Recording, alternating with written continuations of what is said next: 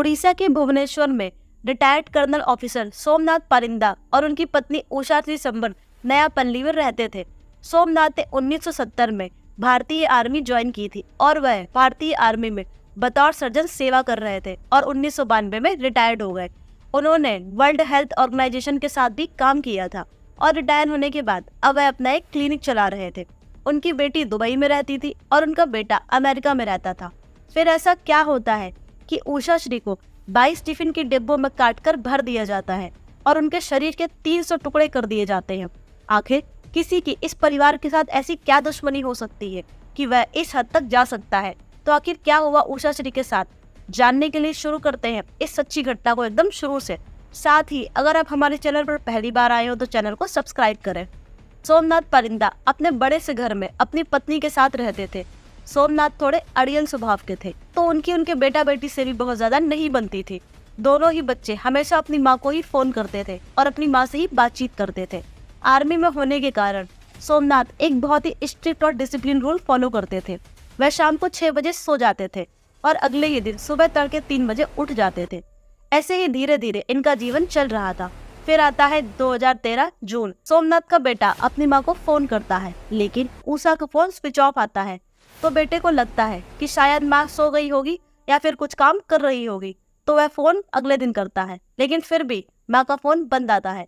इसके बाद बेटा पिता सोमनाथ को फोन करता है और माँ के बारे में पूछता है, जिस पर सोमनाथ बताते हैं कि उसकी माँ कुछ दिन पहले ही बेटी के पास उनसे मिलने दुबई चली गई है और यह कहकर फोन काट देता है। इसके बाद बेटा फिर उषा की बेटी यानी अपनी बहन को दुबई में फोन करता है, जिस पर उसकी बहन बताती है कि माँ तो यहाँ नहीं आई है और ना ही कई दिनों से उसकी माँ से बात हुई है। अब इस पर सोमनाथ के बेटे को आश्चर्य होता है। इसके बाद वापस से बेटा सोमनाथ को फोन करता है, जिस पर सोमनाथ अपने बेटे को उल्टा सीधा बोलता है और फोन काट देता है।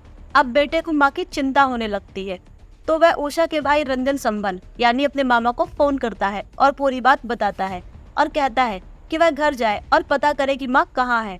मामले की गंभीरता को समझते हुए रंजन संबल अपनी एक बहन के साथ उषा श्री के घर जाते हैं। वे लोग बहुत देर तक दरवाजा पीटते हैं लेकिन दरवाजा नहीं खुलता। बहुत देर दरवाजा पीटने के बाद बगल में एक छोटी सी खिड़की होती है जिससे सोमनाथ बाहर देखते हैं, जिस पर रंजन अपनी बहन के बारे में पूछते हैं तो सोमनाथ बताते हैं कि उनकी बहन दुबई गई है, जहाँ रंजन कहता है कि उषा तो दुबई में नहीं है। लेकिन सोमनाथ अपनी बात बोलकर वापस से खिड़की को बंद कर लेते हैं। फिर रंजन खिड़की से झांककर अंदर देखने की कोशिश करता है तो उसके अंदर से उसे बहुत अजीब सी दुर्गंध आ रही होती है। इसके बाद तुरंत ही रंजन नया परली पुलिस स्टेशन जाता है और वहाँ पुलिस को पूरी बात बताता है तो पुलिस भी तुरंत सोमनाथ के घर पहुँच जाती है, जहाँ सोमनाथ का गेट खुलवाने की कोशिश की जाती है लेकिन सोमनाथ दरवाजा नहीं खोलता है। तो अंत में पुलिस दरवाजा तोड़ देती है और घर के अंदर घुस जाती है। सोमनाथ कुर्सी पर बैठा होता है और पुलिस घर के अंदर तलाशी लेना शुरू करती है, जहाँ एक कमरे से बहुत अजीब सी दुर्गंध आ रही होती है। क्योंकि सोमनाथ आर्मी से रिटायर्ड थे तो उनके पास आर्मी वाले कई बड़े बड़े बक्से थे, जहाँ यह दुर्गंध उसी बक्सों से आ रही थी। जहाँ पहले पुलिस को लगता है कि सोमनाथ आर्मी से रिटायर्ड है तो आर्मी की ही कुछ यादों को उन्होंने संभाल कर रखा होगा, लेकिन उस बक्से से दुर्गंध इतनी अधिक आ रही होती है तो अंत में पुलिस वाले इस बक्से को खुलवाते हैं, जिसमें एक एक करके 22 स्टील के टिफिन निकलते हैं। फिर पुलिस वाले टिफिन को भी खुलवाते हैं और एक एक करके जैसे जैसे टिफिन खुलते हैं पुलिस वालों की आंखें फटी की फटी रह जाती है, क्योंकि इन स्टील के डिब्बों में मांस के छोटे छोटे टुकड़े होते हैं और देखते ही समझ में आता है कि यह मांस इंसान का है। फिर पुलिस सोमनाथ से पूछताछ शुरू करती है और मांस के बारे में पूछती है, जिस पर सोमनाथ बताते हैं कि यह मांस के टुकड़े उनकी बीवी उषा के हैं। तब पुलिस पूछती है कि आपकी बीवी को किसने मारा है और क्यों मारा है, जिस पर वो बड़ा ही आश्चर्य कर देने वाला जवाब देते हैं। सोमनाथ बताते हैं कि उनकी बीवी साईं बाबा की भक्त होती है और एक दिन जमीन पर सर पटक पटक कर जान दे देती है और उसकी आखिरी इच्छा होती है कि उसका अंतिम संस्कार शिरडी में किया जाए। अब सोमनाथ अपनी पत्नी का अंतिम संस्कार करना चाहते थे लेकिन वह लाश को शिरडी नहीं ले जा सकते थे, इसीलिए वह अपनी पत्नी को छोटे छोटे टुकड़ों में काटते हैं और टिफिन के डिब्बों में भर देते हैं। इन छोटे छोटे डिब्बों को वह आर्मी के बक्से में रख देते हैं, जिससे कि किसी को भी इस पर शक नहीं होगा। लेकिन इन मांस के टुकड़ों में उषा का सर गायब था। अब पुलिस वाले फिर से पूछताछ करते हैं, जिस पर सोमनाथ बताते हैं कि कमरे के अंदर एक टेबल है और उसी एक टेबल के ऊपर उषा का सर रखा है। अब पुलिस वहाँ भी जांच करती है तो वही पास की टेबल में ऊपर एक सर रखा होता है जो कि कपड़े से ढका होता है। वह सर बहुत सड़ गया था, उसके ऊपर बहुत सारा केमिकल पड़ा था जिससे बदबू तो कम आ रही थी, लेकिन उस सर से स्किन निकल चुकी थी, बाल भी झड़ने शुरू हो चुके थे। जिस पर अब पुलिस सख्ती से सोमनाथ से पूछताछ शुरू करती है और उससे पूछती है कि उषा को कैसे मारा, क्यों मारा और किस लिए मारा। जिस पर सोमनाथ बताता है कि 3 जून 2013 को उसके और उषा के बीच लड़ाई शुरू हो गई थी। लड़ाई इतनी ज्यादा हो गई थी कि सोमनाथ को बहुत गुस्सा आता है और वह अपने पास रखी हुई स्टील की टॉर्च से उषा के सर पर जोर से मारता है, जिससे उषा बेहोश हो जाती है।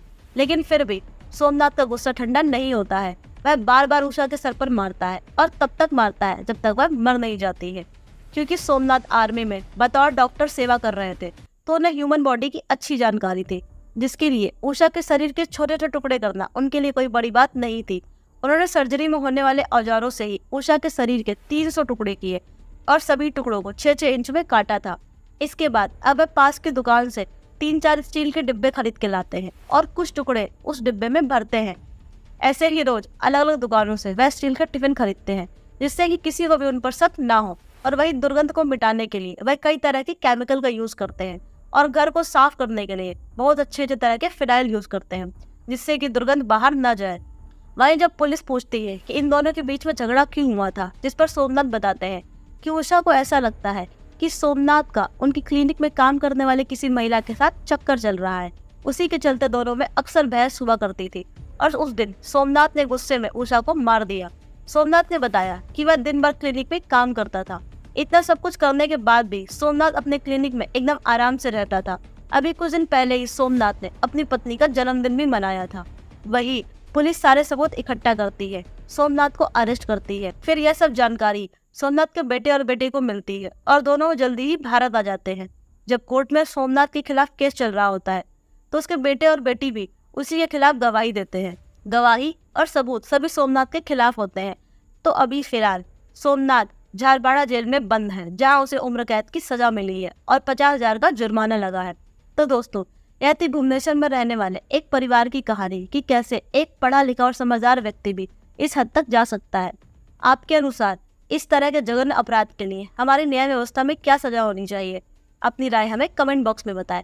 साथ ही अगर आप हमारे चैनल पर पहली बार आए हो तो चैनल को सब्सक्राइब करें, साथ ही बेल आइकन को प्रेस करें, जिससे कि हमारे लेटेस्ट वीडियो की अपडेट आपको मिलती रहे।